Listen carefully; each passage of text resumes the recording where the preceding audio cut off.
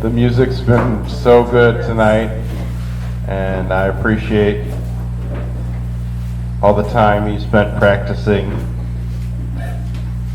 And I love the words, even when I can't understand them.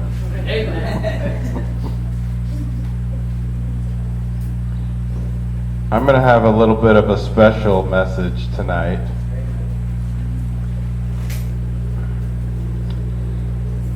This week of the year has always been a special week for me because one of my favorite times of the year in America is Thanksgiving, because there's always a really special meal at my father-in-law's house, and Mom Terry makes some really great things, and my mother-in-law, I call her Mom, she makes some very good foods. And then when Mom Terry's grandmother was alive, she would make special things, and it was a special time for the whole family to get together. And I had the day off of work. I work almost every single day, except for Sunday, which I'm working just as much, driving a bus in the morning and the afternoon. It's almost like I'm working every single day. But I enjoy getting a day off where I can relax with my family. But that's not the main reason I like Thanksgiving. The main reason is the focus on being thankful. Every night, Mom Terry and I, we tell each other what we're thankful for, and we think of several events during the day that we know we could see God's hand in that, and we say that we're so thankful for that. So I'm going to tell you why I am so thankful. Romans 5, 1 through 11, if you'll stand and turn to Romans 5, 1 through 11.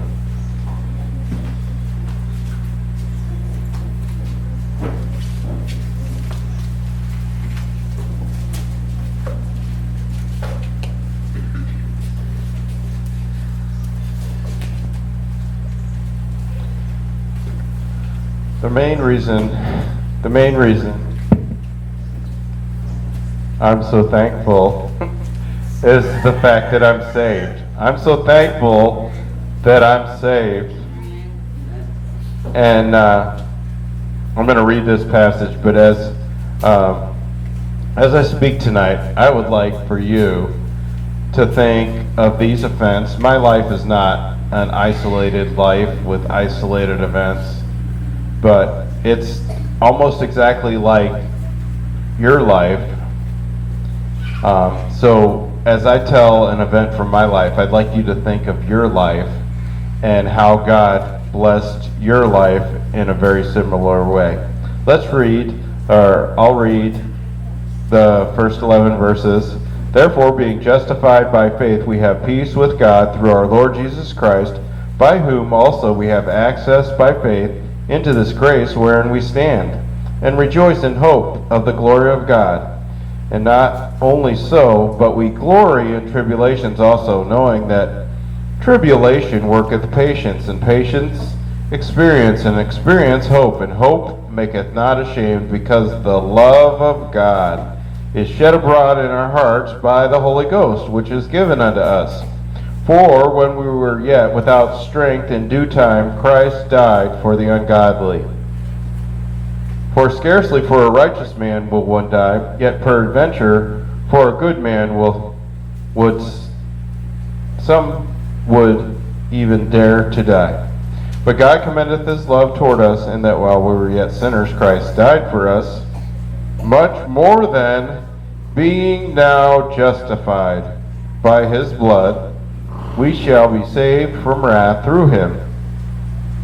For if, when we were enemies, we were reconciled to God by the death of his Son, much more being reconciled, we shall be saved by his life. And not only so, but we also joy in God. I want to pull out that phrase, joy in God. We have joy in God and everything that God has done for us, and especially through our Lord Jesus Christ, by whom we have received the atonement. Dear Heavenly Father, we pray in this service tonight that you'd fill each listener with your Holy Spirit and that you'd fill me with your Holy Spirit. God, you've blessed me, and I'm so thankful, but you've blessed each and every one of us. Help us to see the good things that you've done in our life and not be focused on the things that are kind of uncomfortable right now. Bless us in our service tonight in Jesus' name. Amen. You may be seated. Why am I so thankful? Well, I know that Jesus loves me. John was referred to as the disciple whom Jesus loved. And I know God loves me. Jesus loves me. This I know. For the Bible tells me so. I'm so glad that Jesus loves me. I'm so glad that my Father in heaven tells of his love in the book he has given. Wonderful things in the Bible I see. This is the dearest, that Jesus loves me. I am so glad that Jesus loves me. Jesus loves me. Jesus loves me. I am so glad that Jesus loves me. Jesus loves even me. I hope you're glad. For John 3:16. For God so loved the world that he gave his only begotten Son, that whosoever believeth in him should not perish but have everlasting life. In the passage that we read from Romans 5:1, therefore being justified by faith, we have peace with God through our Lord Jesus Christ. Romans 5:8. But God commendeth his love toward us, in that yet, while we were yet sinners, Christ died for us.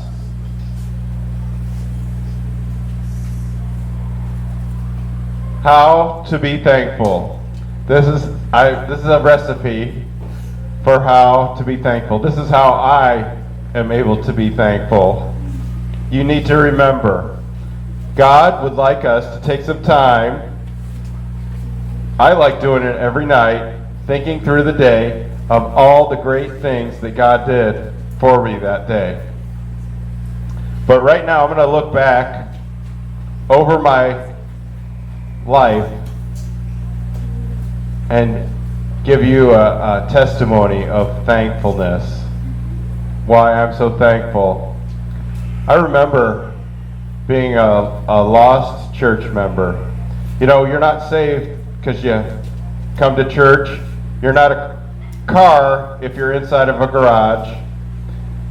And you're not a Christian if you're inside of a church.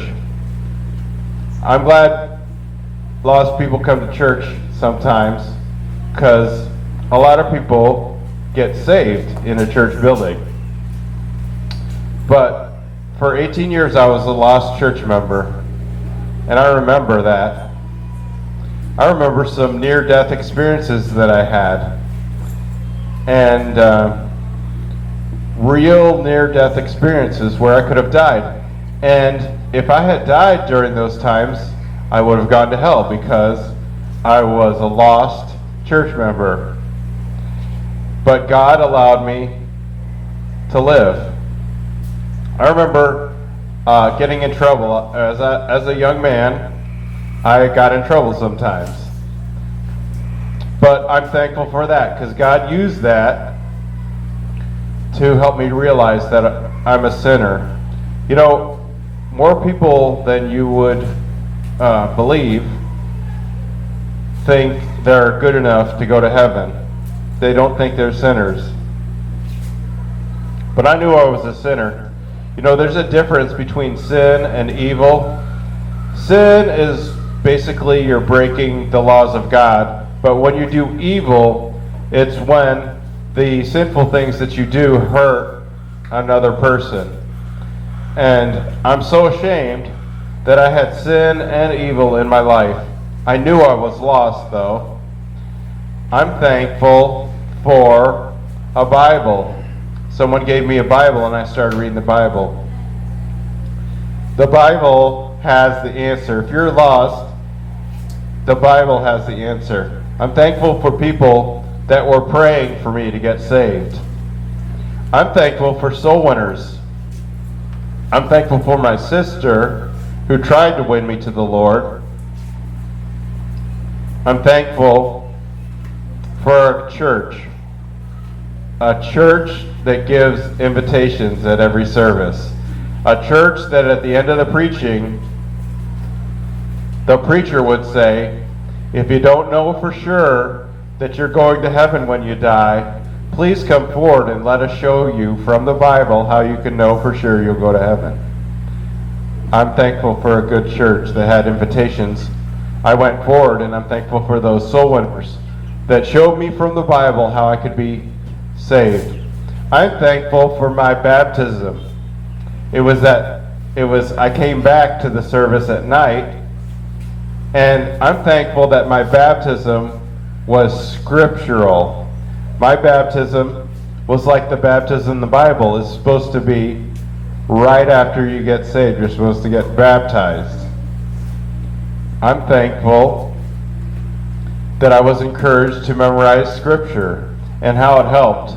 That Psalm 119:11, Psalm 119:11, thy word have I hid in my heart that I might not sin against thee. Thankful that I was encouraged right away to start tithing and how God has blessed me financially, providing for my needs throughout my entire life. I'm thankful that I was taught the importance of prayer, and I began praying, and there was a special room where we could come and pray. And there was a book in that room, and it had a bunch of requests, a list, if you would, of people's prayer requests. And I would go, and everyone in the church promised to come to that room for 1 hour during the week and pray for those requests in that book. Thankful for learning the importance of prayer. I'm thankful that I was able to get the assurance of my salvation. That I knew for sure I was going to heaven. I didn't just think it, I knew for sure.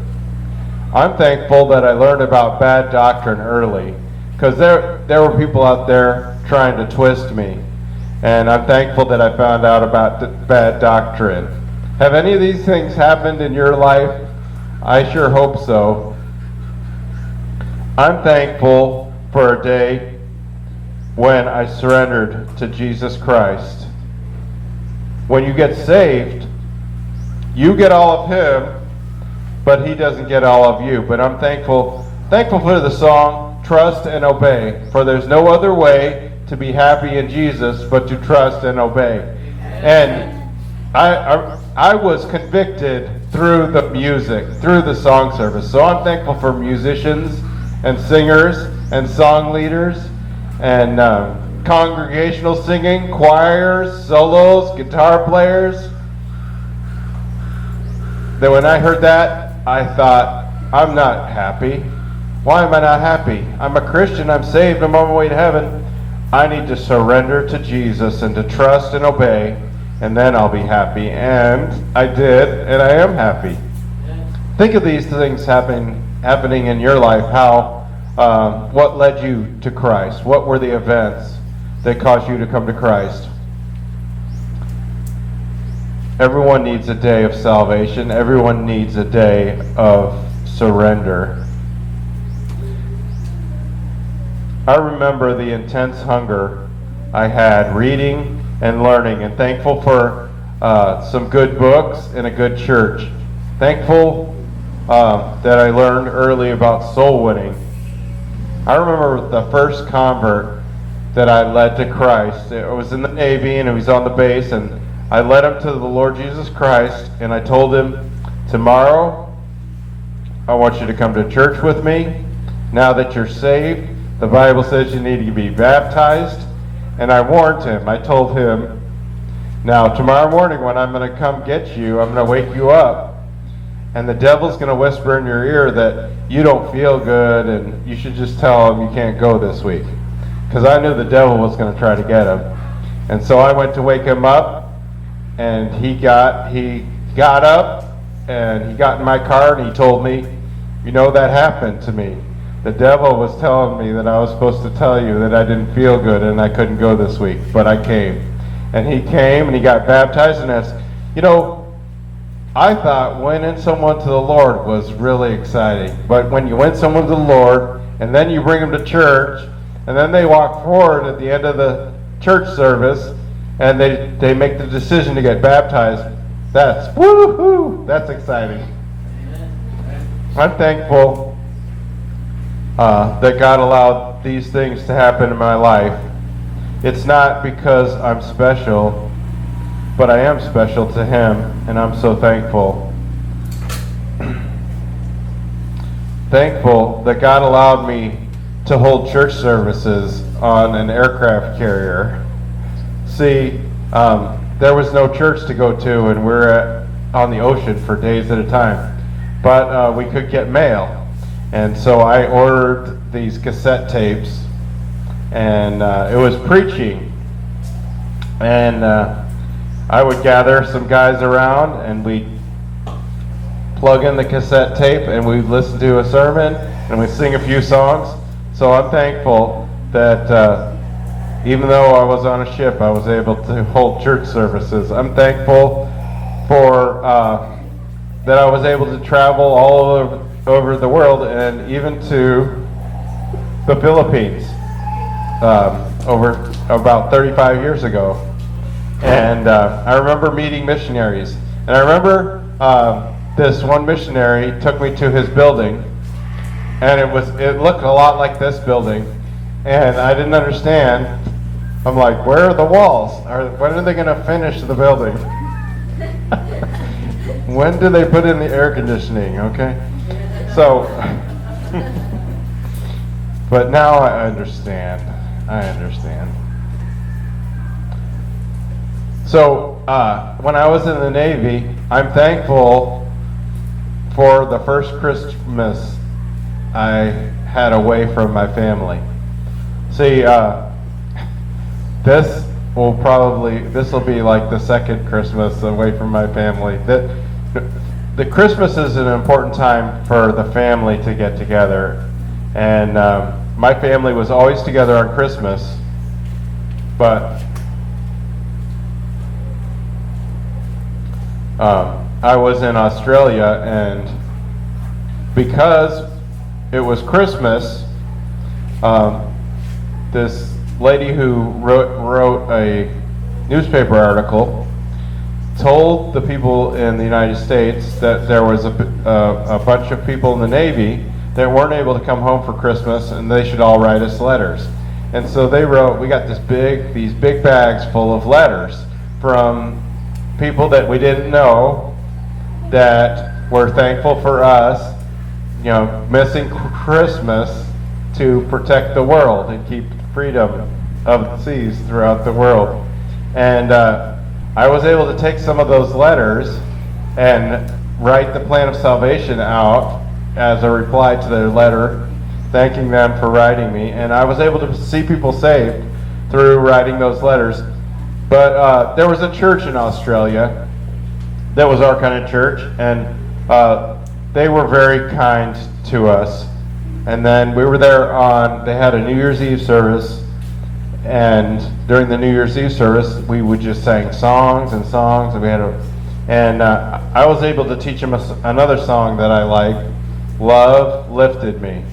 Now, they got this new thing they do when you sing that song, where you go up like that. So, I don't know if you ever sang that song or you ever went up like that, but we didn't do that then. But I was able. They're like, no, we don't know that song. So it was my first song that I was able to teach to people, and it was in Australia. So I'm thankful for all these wonderful memories that God has allowed me to have. What kind of wonderful memories do you have in your life that God has allowed you to have? How has God blessed you? You should be thankful. I'm thankful for my first sermon that I was able to preach. It was at Joe Hill Mission in Los Angeles, California. I prayed all day, and I poured my heart out in the sermon, and I got up there to preach, and the same thing happened that happens now. My writing is too small, and so I'm thankful for a copy machine that makes the letters bigger, because that's a big help to me. So, and there were 3 people saved that night, so I'm thankful for that. Thankful that I was able to rent a house when I was in the Navy with 2 other guys that went to church with me, so that we didn't have to live with the wrong crowd who was doing all kinds of wicked things. Separation. I believe in separation from the world. I'm thankful that God led me to go to a Christian college, and I'm thankful I came to college on a Wednesday, and it was before the semester started, and I learned that this college was all about soul winning. And I was so excited, and I found out the next day on Thursday that people were going out soul winning. So I went out soul winning on Thursday. And then I found out that there were some people going out Friday, street preaching and soul winning. So I went out Friday. And then on Saturday I went out to the bus route. And it was so exciting because I liked going soul winning. And then on Sunday, people would need you to lead them to Christ, that would come forward in the services. And so I'm thankful that when I first got there, I jumped right in, and I'm thankful for all the people I met in Chicago, and was able to feel like I was responsible for an area of that town where I could win people to the Lord. I'm thankful that I was able to work for the church. I remember that first check that I got that said First Baptist Church on it, and I was like so thankful that I'm actually getting to work for a church. Thankful for this camp that I got to work at, and for God helping me and blessing me, as many times I would go out soul winning alone, but He blessed so much. I'm thankful for meeting my wife. And I'm so thankful for that, and I thank the Lord for her every day. And she's such a blessing to me, and I hope to you also. Amen. I'm thankful for that I was encouraged to pray for power, and all the times that I was able to pray for power. Thankful for the big days that we had at our church. We had these days we called them Pentecost Sundays.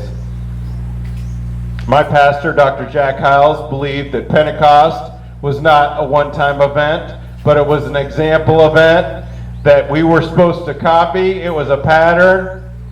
We were supposed to make a Xerox copy of it, and we were supposed to make it happen again.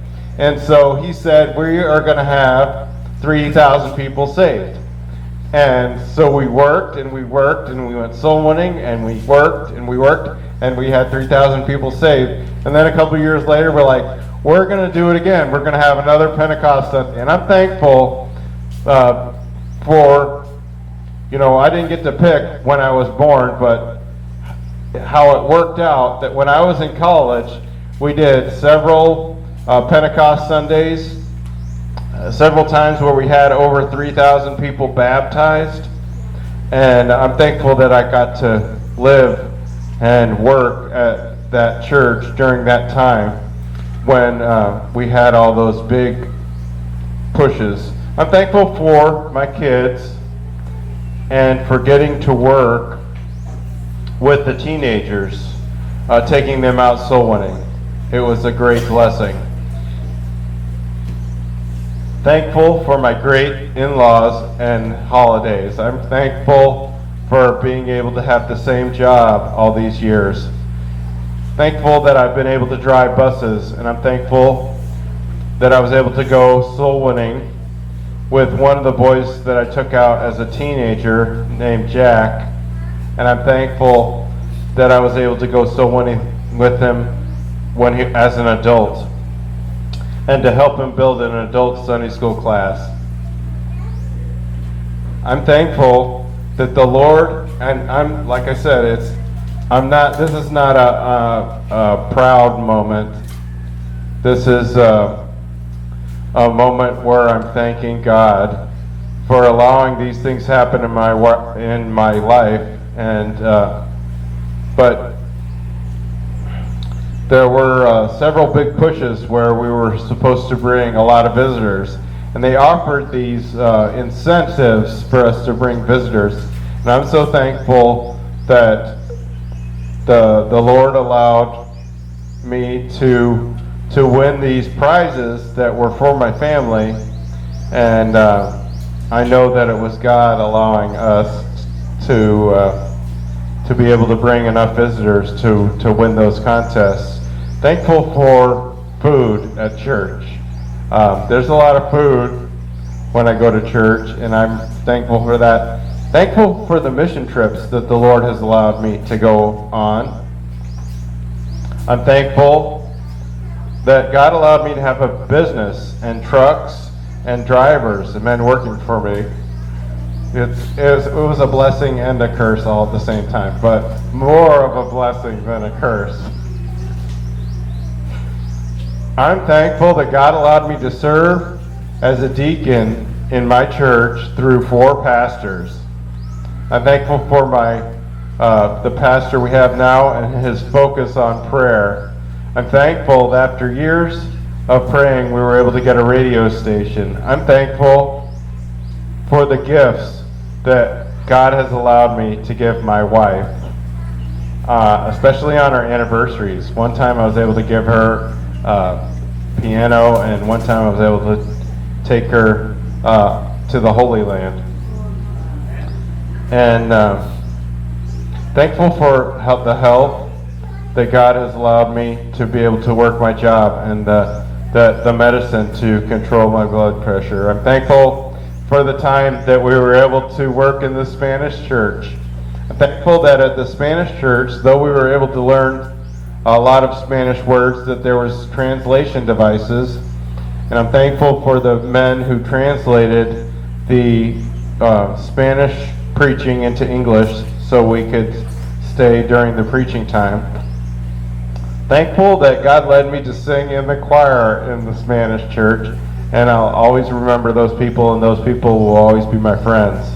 Thankful that I'm still able to drive a Spanish bus, and for all the food that they give me while I'm on those buses. I'm thankful for God allowing me to be able to preach in retirement home services and to lead singing.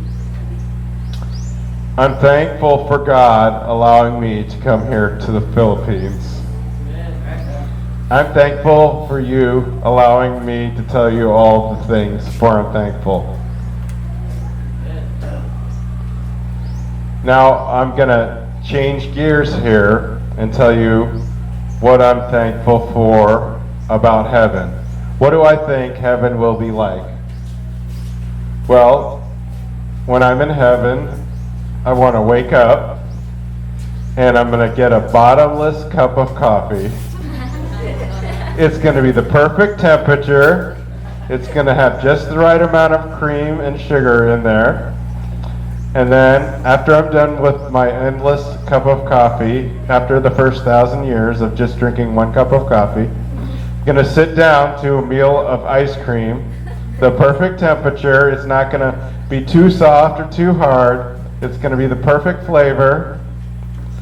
But seriously, let's say none of those wonderful things that happened to me, you can't be thankful for those, because none of those things have happened to you. I sure hope some of those things, I sure hope you have some things in your life that you can be thankful for. But I want to tell you about heaven, some things that I'm thankful for. The end of sickness. No more medicine or diets. The end of pain. My back and my knees and my hips and my head will not feel any pain anymore. The end of loss. the end of death, of loved ones, wars, and of my friends. The end of bad music. You know, when you go to the grocery store and you're bombarded with bad music and music with swearing in it. The end of crime. I won't have to worry about locking up, ID theft, or scams. The end of abuse. Children and wives won't have to live in fear. There will be no more mental or physical abuse. The end of fear, of not knowing what to do or what will happen. The end of bills. I won't have to worry about money or eating food that's expired from food banks. The end of work. I'll probably still work, but it'll just be for fun. The end of temptation to sin. The end of failure. The people that change today. It makes me really sad, but there'll be an end to that. There'll be the end of worrying about our kids. There'll be an end of feeling helpless. And there'll be some exciting events that are coming. And I'm so excited about these. The rapture, all fly away, oh glory. All fly away. The marriage supper, food in heaven. Food in heaven. All I need is an endless bowl of ice cream. Satan being cast into hell. A new heaven and a new earth. Casting our crowns at Jesus' feet. Rewards in heaven. Seeing who's there. Seeing who's not there. Being able to say, I told you so. Living forever. Seeing Jesus. Meeting people in the Bible. Watching videos of the Bible stories. David and Goliath. I can't wait to watch that one. Moses crossing the Red Sea.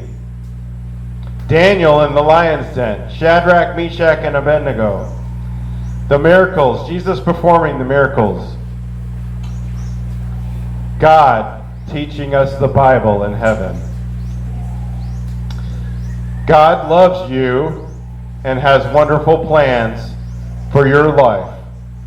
So I want to talk about joy right now on your journey. Look at, I'll just read it for you. Matthew 7:13 and 14. Enter ye at the strait gate, for wide is the gate and broad is the way that leadeth to destruction, and many there be which go in thereat. Because strait is the gate and narrow is the way which leadeth unto life, and few there be that find it. So I want to talk to you just for a minute at the close of our service about the narrow way. The narrow way. So you can have joy on your journey. This sermon by Jesus was to save people, and you need to understand this.